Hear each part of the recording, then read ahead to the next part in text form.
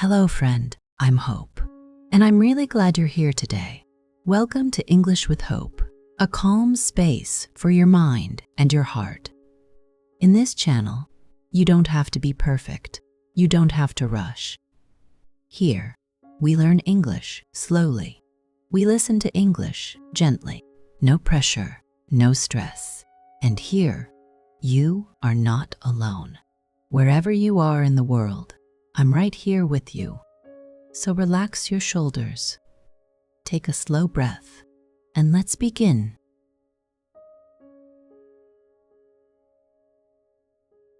Here is something I want you to think about for a moment. You have wanted things in your life. Many things. Big things and small things. A job. A relationship. A certain amount of money in your bank account. A version of yourself that finally felt ready. And some of those things, you got them. You worked for them. You waited for them. And one day, they arrived.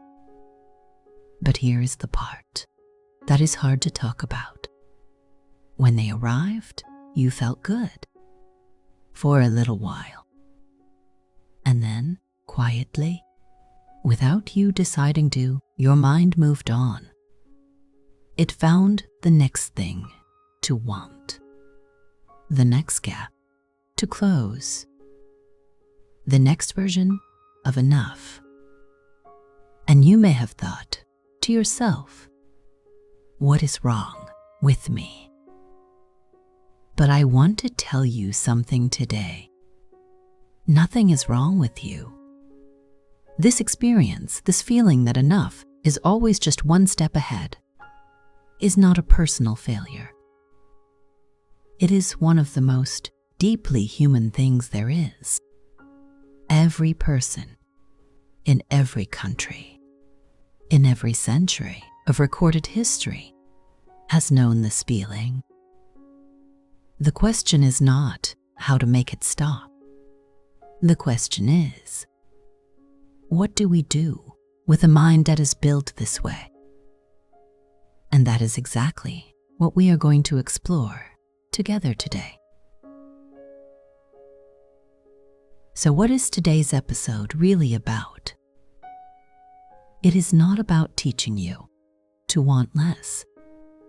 It is not about telling you that ambition is dangerous. And it is certainly not about pretending that satisfaction does not matter. Today is about something much deeper. It is about finding a quiet space within your own heart where you can breathe, even while you are still growing. We are going to learn how to walk down our path without constantly looking at the horizon. We want to understand the nature of our restless mind. Because when we understand it, we stop fighting it. When we stop fighting it, a beautiful thing happens. We find peace. Right here, in this exact room, in this exact moment. So, take a slow breath with me. Let your shoulders drop. Let the noise of the busy world fade away. You do not have to rush anywhere right now. You are right here, and that is exactly where you are supposed to be. Let us walk into the next chapter together. Have you ever looked at a mountain from far away? It looks magnificent. It looks solid, beautiful, and complete. You think to yourself, if I can just climb to the top of that mountain, I will see everything clearly. If I can just reach that peak, I will finally feel safe. So, you begin to climb. You walk through the rough paths. You push through the tiredness. You spend your days, your months, your years climbing. And then, after so much effort, you reach the top. You stand on the peak. You look out at the view. And yes, it is beautiful. Your heart is filled with joy for a moment. But then, you turn your head slightly. And what do you see? You see another mountain, even higher, standing just across the valley. And instantly, a small voice inside your mind whispers, "Look at that one. Maybe that is the real peak." This is what psychologists call the arrival fallacy. It is the illusion that reaching a certain destination will bring permanent happiness. We tell ourselves a story. When I get that job, I will stop worrying. When I find that partner, I will never feel lonely again. When I buy that house, I will be completely secure. But destinations are tricky things. They are like the horizon. The closer you walk toward the horizon, the further it moves away from you. It is not a physical place you can ever touch. It is a boundary line. And our minds treat happiness exactly like that horizon. We push our joy into the future. We attach our peace to a condition that has not happened yet. By doing this, we make a silent agreement with ourselves. We agree to be unhappy right now until something changes. We live our entire lives in the waiting room of fulfillment. But think about this gently. If you are always waiting for the next thing, when do you actually live? When do you get to enjoy the mountain you have already climbed?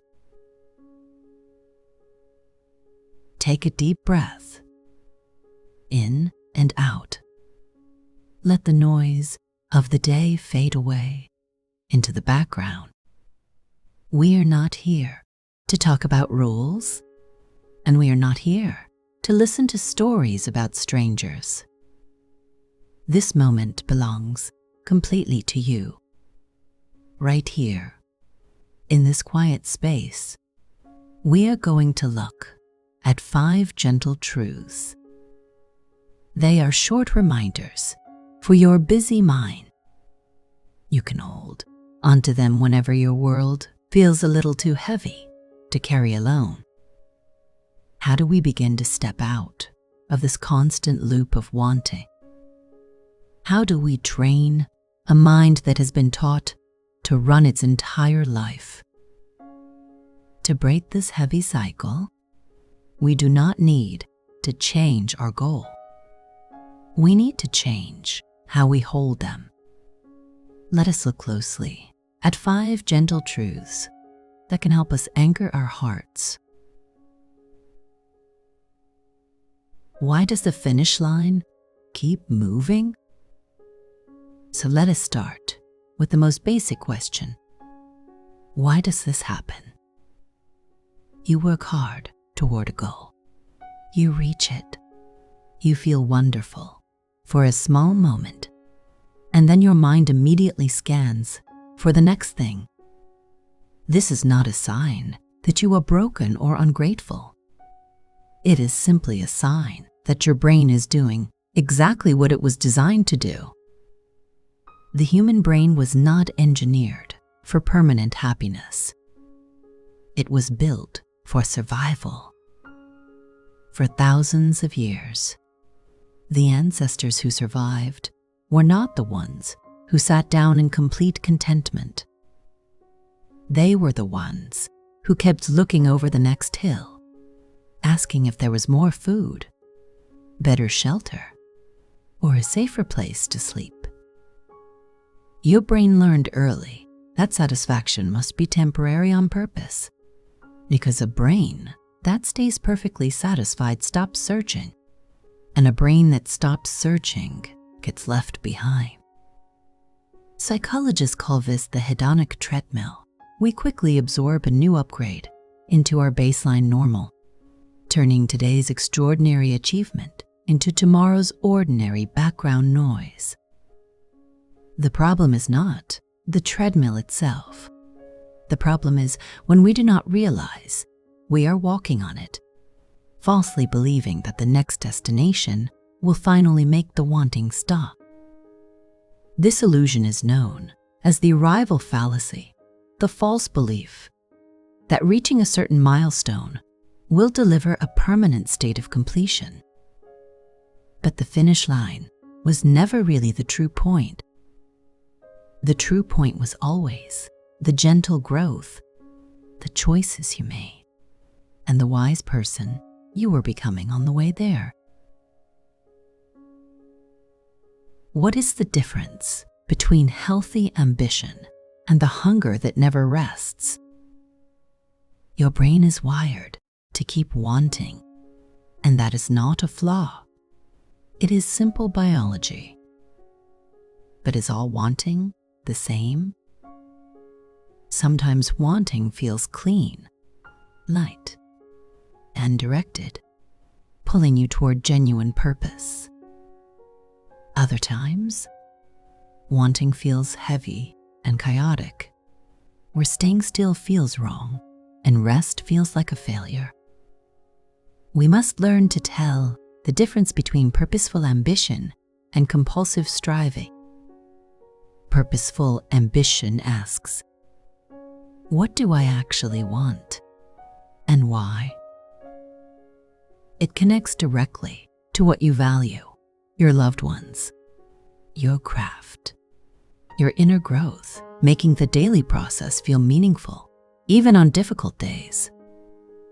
Compulsive striving looks identical from the outside because the person is busy and productive, but on the inside, it feels like a race you cannot stop.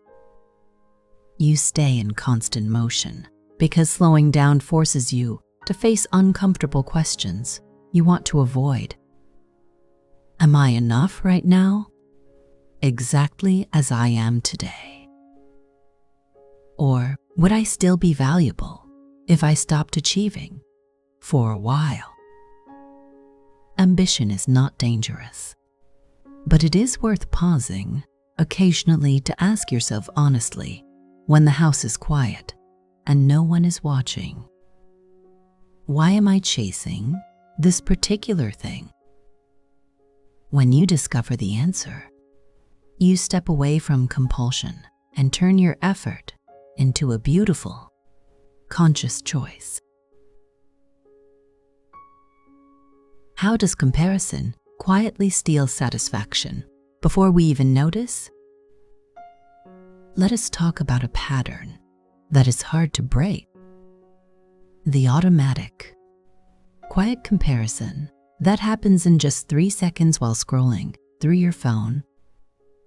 Suddenly, what you have feels like less, not because your life got worse, but because your reference point instantly shifted.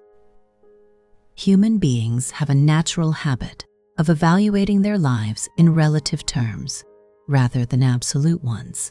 Your satisfaction depends entirely on what you have compared to, what you think others possess.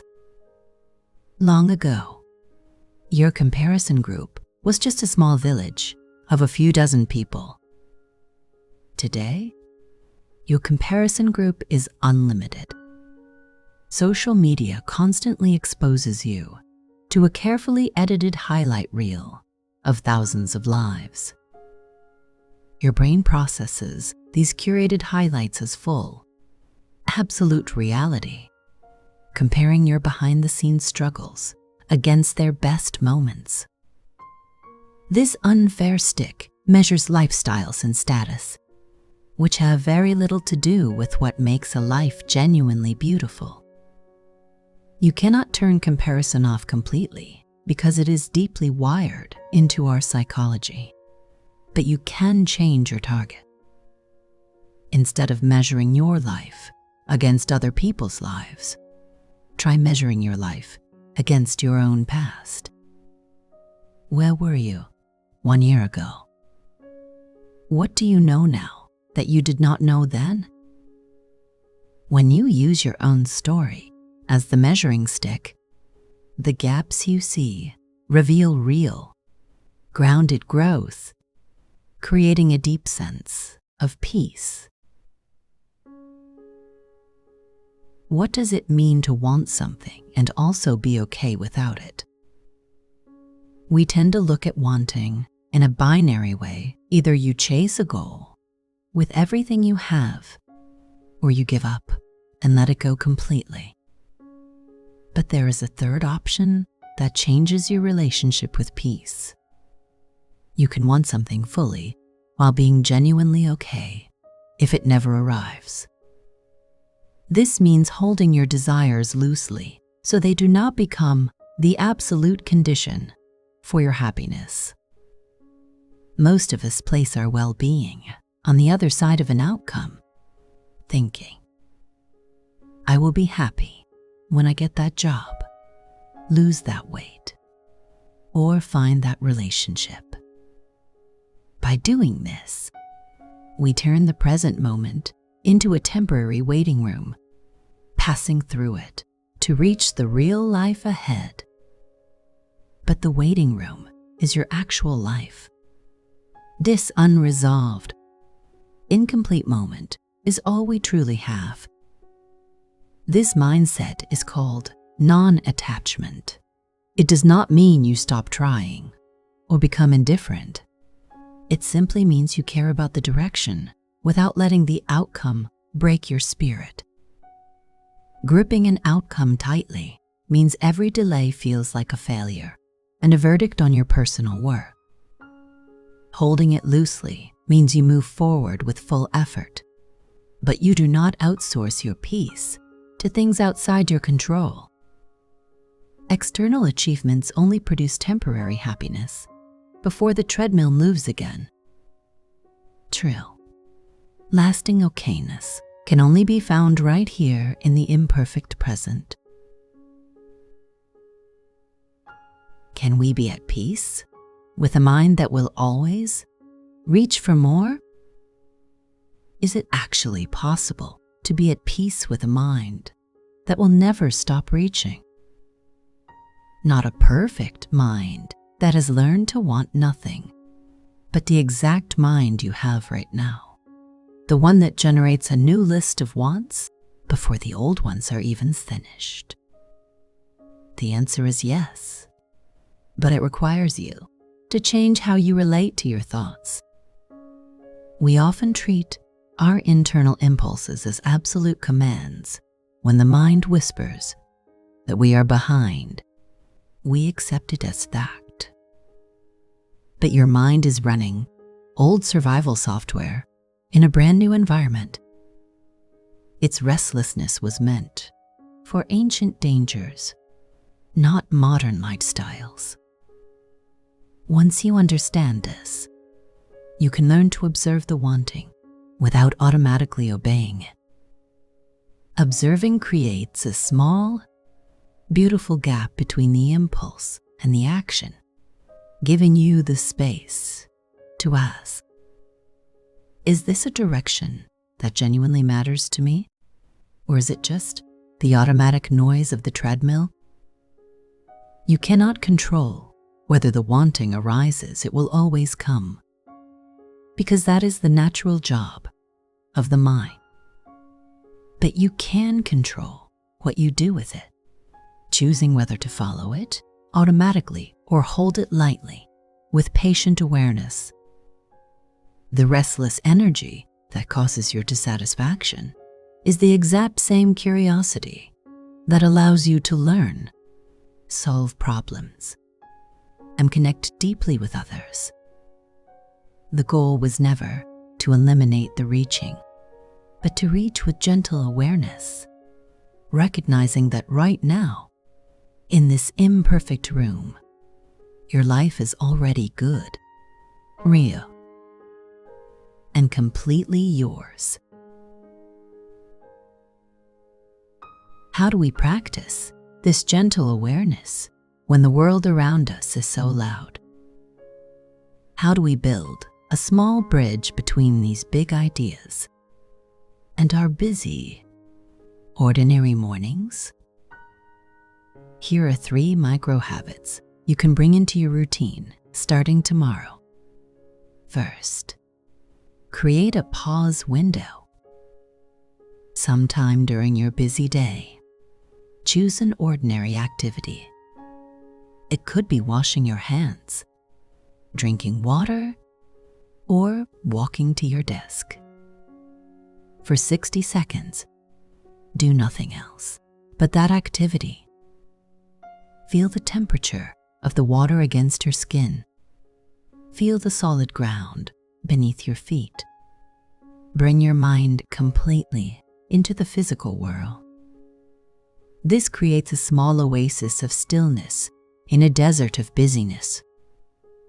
Second, practice the already received reflection.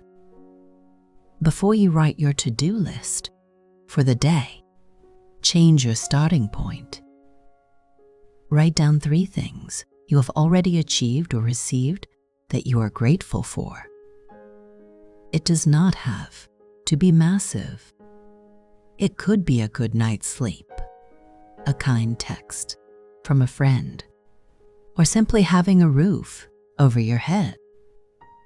Start your day from a place of abundance, not a place of lack. Third, change your internal question. When your mind begins to loop into anxious thoughts about what you need to do next, gently interrupt it. Ask yourself, what is beautiful or good about this exact room right now? Look around you. Find one thing, a color, a shape, a quiet moment. Train your eyes to see the quiet magic that is already present. Measure your life against your own past, and the picture looks very different. You can want things fully and still be okay right now. Those 2 things are not opposites. They can exist at the same time. And the restless, reaching mind, the one that generated a new want before you finished reading this sentence, is not your enemy. It is just a mind doing its job. Your job is to decide which of its suggestions are worth following. You do not need to fix the wanting. You just need to stop mistaking it for the whole story. Because underneath the wanting, underneath the reaching and the comparing, and the not quite enough feeling, there is something quieter. A life that is already happening, already real, already worth paying attention to. Not perfect, not finished, but here. And here is enough to begin with. Thank you for spending this time with me today. Thank you for listening, for reflecting, for being willing to look honestly at something that most people never stop to examine. That takes a quiet kind of courage, and I see it in you. And if you found this lesson meaningful, I'd be deeply thankful if you subscribed and left a like. Not because of the numbers, but because each act of support helps these stories and lessons find their way to someone who might need them today. Thank you for listening, for learning, and for being part of this growing community. Your presence here means more than you know. Goodbye for now, friend,